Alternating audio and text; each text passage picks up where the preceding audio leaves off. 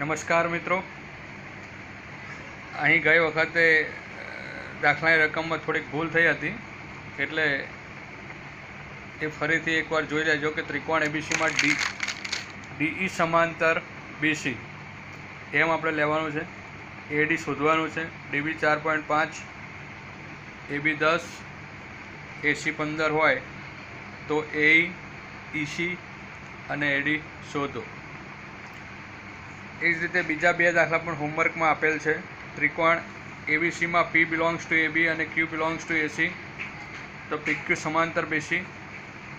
અને બે દાખલા જેમાં જો એપી 8 હોય, પીબી 6 હોય, એક્યુ 12 હોય તો એસી શોધો. પીબી 5 હોય, એબી 12 હોય, સીક્યુ 7.5 હોય તો ક્યુએ શોધો. એ પ્રયત્ન કરશો તો જવાબ આવી જશે. હવે આપણે આગળ શીખીએ. આપણે ધોરણ 9માં ત્રિકોણની એકરૂપતા માટે ઘણી બધી શરતો જોઈ હતી. તે જ રીતે આપણે હવે ધોરણ 10માં ત્રિકોણની સમરૂપતા માટે કેટલીક શરતો જોઈશું.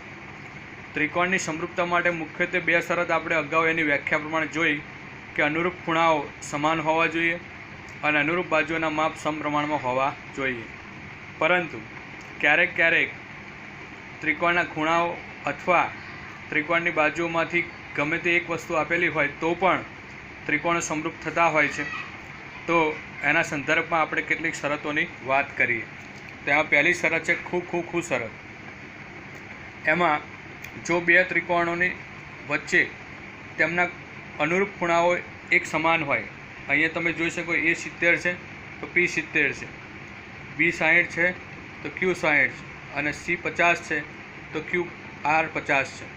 તો અહીં તમે જો અનુરૂપ ખૂણાઓ સમાન છે તો બાજુઓની જો અનુરૂપ ખૂણાઓ સમાન હશે તો બાજુઓ એની જાતે જ ઓટોમેટિક આપણે કહી શકીએ કે એ પણ સમપ્રમાણમાં આવી જ જશે. એટલા માટે બાજુઓની કોઈ વાત ન કરવી હોય, માત્ર ખૂણાઓની વાત કરવી કે અનુરૂપ ખૂણાઓ એકરૂપ છે તો પણ તે બે ત્રિકોણો સમરૂપ થાય. એટલે આ શરત છે ખૂ શરત. જો બે ત્રિકોણોમાં અનુરૂપ ખૂણાઓ સમાન હોય તો તે બે ત્રિકોણો સમરૂપ છે. આ શરતને ખૂ શરત કહે છે. એ જ રીતે જો કોઈ એક ત્રિકોણના બે ખૂણા બીજા ત્રિકોણના કોઈ બે ખૂણા સાથે સમાન હોય તો તે ત્રિકોણો સમરૂપ છે. અહીં બે ખૂણાની વાત કરે છે, ઉપર ત્રણેય ખૂણાની વાત કરી હતી, પણ જો બે ખૂણાઓ એ બીજા ત્રિકોણના બે ખૂણાઓ સાથે સમાન હોય તો ત્રીજો ખૂણો ઓટોમેટિક સમાન થાય. કારણ કે ત્રિકોણના ત્રણેય ખૂણાનો સરવાળો 180 થશે. તો બે ખૂણાઓ બંનેમાં સમાન હોય ત્રીજો ખૂણો ઓટોમેટિક સમાન થશે. તો આ શરતમાં બે જ ખૂણાઓની વાત કરી છે, તેથી આને આપણે ખૂ શરત કહીશું. એટલે કે ત્રણ ખૂણાઓ આપેલા હોય કે કોઈ પણ બેની સરખામણી કરી હોય ફક્ત તો પણ એ બંને ત્રિકોણ પરસ્પર સમરૂપ થશે. હવે બા શરત. જેમ ખૂ શરત હતી એ જ રીતે બા શરત છે કે જો કોઈ બે ત્રિકોણની અનુરૂપ બાજુઓના માપ સમપ્રમાણમાં હોય તો તે બે ત્રિકોણો સમરૂપ છે. અહીં ખૂણાની કોઈ વાત કરી નથી, પણ આપણને એવું આપી દીધું હોય કે એબી અપન પીક્યુ, બીસી અપન ક્યુઆર અને એસી અપન પીઆર, એ બધાના જવાબ તમે જોઈ શકો છો. એ બે જ આવે છે. એટલે બધી બાજુઓના જે ગુણોત્તર છે એ સમાન છે, અનુરૂપ બાજુના ગુણોત્તર સમાન છે.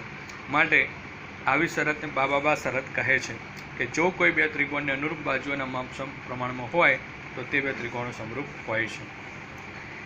બા શરત ના ઉપર જ કહે બાજુ ખૂણો બાજુ. તો જો કોઈ એક ત્રિકોણની બે બાજુ બીજા ત્રિકોણની બે અનુરૂપ બાજુઓ માટે સમપ્રમાણમાં હોય અને અંતર્ગત ખૂણા એકરૂપ હોય તો તે બે ત્રિકોણો સમરૂપ ત્રિકોણો કહેવાય. આ શરતને બા શરત કહે છે. હવે અહીંયા આગળ એક શબ્દ બહુ મહત્વનો હતો, અંતર્ગત ખૂણા. અંતર્ગત ખૂણા એટલે શું? તો અંતર્ગત ખૂણા એટલે તમે અહીંયા આગળ જોઈ શકો છો કે એબી અને એસી આ બે બાજુની વાત કરી છે, 4 અને 6, એની વચ્ચે ખૂણો આવેલો છે 50 એ, એટલે આને અંતર્ગત ખૂણો કહેવાય. એબી અને એસી બાજુની અંતર્ગત આવેલો ખૂણો કહેવાય. એ જ રીતે જે એબીને અનુરૂપ બાજુ પીક્યુ છે અને એસીને અનુરૂપ બાજુ પી છે એને અંતર્ગત ખૂણો પી છે એ પણ 50 છે. તો અહીં AB અપન PQ અને AC અપન PR એ બંનેના માપ સમાન છે, ગુણોત્તર સમાન છે તથા A અને P બંને સરખા છે. તો વ્યાખ્યામાં આપણે ખબર પડી જશે કે બે ત્રિકોણની કોઈપણ બે અનુરૂપ બાજુઓના માપ સમપ્રમાણમાં હોય અને તેને અંતર્ગત ખૂણાઓ સમાન હોય તો તે ત્રિકોણો સમરૂપ ત્રિકોણો કહેવાય. આ શરતને બાખુબા શરત કહે છે. અહીં ફરજિયાત ધ્યાન રાખજો, અંતર્ગત ખૂણા હોવા જોઈએ. AB અને AC માટે, AB બાજુ અને AC બાજુ માટે C અંતર્ગત ખૂણો ન કહેવાય, એ રીતે B પણ અંતર્ગત ન કહેવાય, પણ એ બંને બાજુઓ જ્યાં જોઈન્ટ થતી હોય, જ્યાં અડતી હોય તેની વચ્ચે જે ખૂણો બનતો હોય એને જ અંતર્ગત ખૂણો કહેવાય. નોંધ: કાટકોણ ત્રિકોણમાં આ શરતને કાકબા તરીકે ઓળખવામાં આવે છે જો કર્ણનો ઉપયોગ કર્યો હોય તો. માની લો કે આ કાટકોણ ત્રિકોણ છે તો આ કર્ણ થશે અને આ એક બાજુ થશે, તો કાટખૂણો અને એ એક કાટખૂણો હશે અંદર, એટલે કાટખૂણો, કર્ણ અને બાજુ, એટલે શરતને કાકબા શરત તરીકે પણ આપણે સમજી શકીએ છીએ કાટકોણ ત્રિકોણ માટે.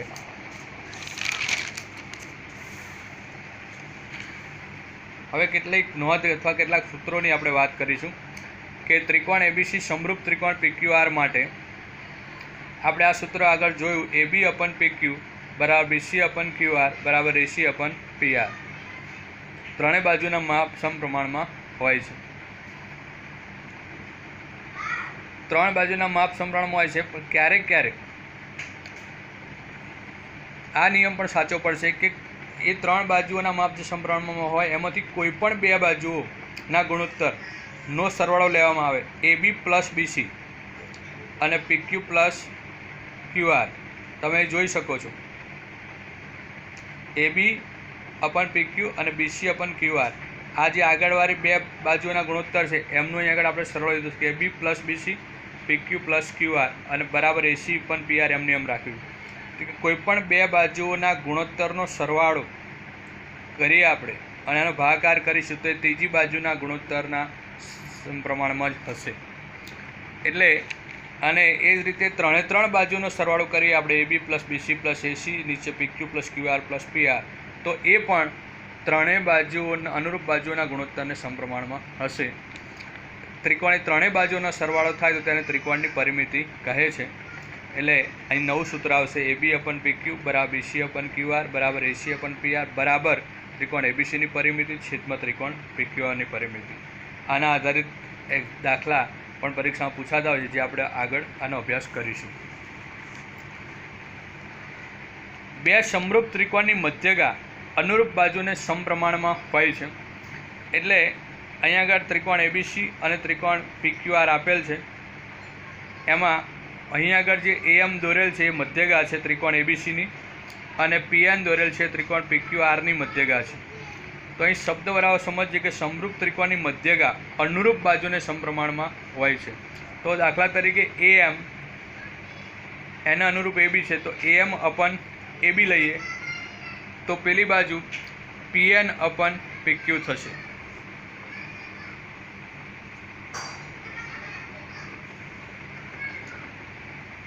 AM અપન AB તો આ બાજુથી PN અપન PQ. મધ્યગાઓની જેમ આ પરિણામ ભેદ માટે પણ સાચું છે. જો AM ભેદ હોય તો પણ આપણે આમ લઈ શકીએ AM અપન AB બરાબર PN અપન PQ. આ માત્ર એક ઉદાહરણ પૂરતું છે. આ રીતે પણ બનાવી શકીએ AM અપન AC અને PN અપન PR. કોઈ પણ અનુરૂપ બાજુ આપણે લઈ શકીએ છીએ. મધ્યગા કોને કહેવાય? જેમ ભેદની વ્યાખ્યા આપણે આગળ જોઈ હતી એમ મધ્યગા કોને કહેવાય? તો ત્રિકોણના કોઈ શિરોબિંદુમાંથી તેની સામેની ત્રિકોણના કોઈ શિરોબિંદુ અને તેની સામેની બાજુના મધ્યબિંદુને જોડતા રેખાખંડને ત્રિકોણની મધ્યગા કહે છે. મધ્યગા એટલે એક ત્રિકોણનું કોઈ શિરોબિંદુ હોય અને એની સામે જે બાજુ આપે એનું મધ્યબિંદુ હોય. અહીં M એ રેખાખંડ BCનું મધ્યબિંદુ છે. તેને જોડતો રેખાખંડ જે AM છે એને આપણે ત્રિકોણની મધ્યગા કહીશું.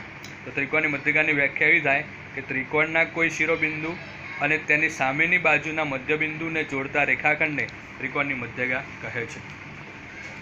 એક બીજું સૂત્ર કે ત્રિકોણ ABCમાં ખૂણા A નો દ્વિભાજક રેખાખંડ BCને D માં છેદે છે તો આ રીતે એની આકૃતિ થશે કે ત્રિકોણ એબીસીમાં ખૂણા એનો દ્વિભાજક આ દોર્યો છે આપણે, એ રેખાખંડ બીસીને ડીમાં છેદે છે. અહીં એડી એ મધ્યગા નથી કે એડી એ ભેદ પણ નથી.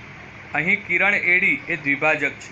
દ્વિભાજકનો મતલબ થાય જ્યાંથી એ નીકળે છે ત્યાં ખૂણાના બે સમાન ભાગ કરે છે. તો એ સમયે એબી અપન એસી બરાબર બીડી અપન ડીસી, આ રીતે સૂત્ર બનશે. એબી અપન એસી બરાબર બીડી અપન ડીસી. આ ઉપરના તમામ સૂત્રો તમારે તૈયાર કરવાના રહેશે, એના આપણે દાખલામાં ઉપયોગ જોઈશું.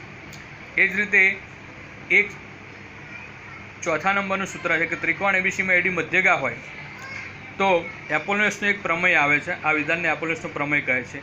તો એનું એક સૂત્ર છે AB square plus AC square બરાબર 2AD square plus 2BD square. અહીંયા તમે જોઈ શકો છો. અહીંયા આગળ એડી મધ્યગા હોય એટલે બીડી અને ડીસી બંને ભાગ સમાન થશે. તો કોઈ સૂત્રમાં બીડીની જગ્યાએ ડીસી લેશે તો પણ સૂત્ર સાચું જ રહેશે, સૂત્ર ખોટું પડશે નહીં. તો આ રીતેનું સૂત્ર બનશે AB square plus AC square બરાબર 2BD square plus 2AD square. અહીંયા આગળ છે એ પ્રમાણે આ વિધાનને એપોલોનસનો પ્રમેય કહે છે. આ સાબિતીના વિભાગમાં આની સાબિતી આપણે જોઈશું, જરૂર પડશે તો. હવે સ્વાધ્યાય 6.3 આપેલ આકૃતિમાં ત્રિકોણો કઈ શરતના આધારે સમરૂપ છે તે જણાવો અને સંકેતમાં લખો. તો અહીં તમે જોઈ શકો છો આ બે આકૃતિમાં એને અનુરૂપ પી છે, બીને અનુરૂપ ક્યુ છે અને સીને અનુરૂપ આર છે.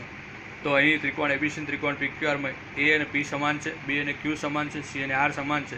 માટે ત્રણેય ખૂણાઓ આ ત્રિકોણના ત્રણેય ખૂણાઓ બીજા ત્રિકોણના ત્રણેય અનુરૂપ ખૂણાઓ સાથે એકરૂપ છે, તો સમાન છે. તો ખૂબ શરતના આધારે ત્રિકોણ એબીસી સમરૂપ ત્રિકોણ પીક્યુઆર છે.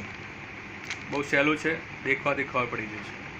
અહીંયા આગળ ત્રણેય બાજુઓ આપેલ છે. ક્યારેક ક્યારેક આપણને અનુરૂપ બાજુઓ સામસામે નથી મળતી તો આપણે બુદ્ધિપૂર્વક એનો એના બેમાં સરખાઈને પણ આપણે જોઈ શકીશું. દાખલા તરીકે તમે અહીં જુઓ છો કે 2 છે તો અહીં 4 છે, એના ડબલ.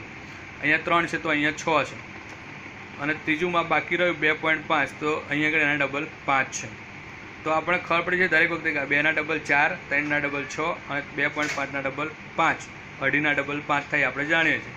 તો અહીં આગળ ત્રણેય બાજુઓ અને અનુરૂપ બાજુઓ સમપ્રમાણમાં છે જ. બા શરત લાગુ પડશે અને આ ત્રિકોણો સમરૂપ ત્રિકોણો છે જ.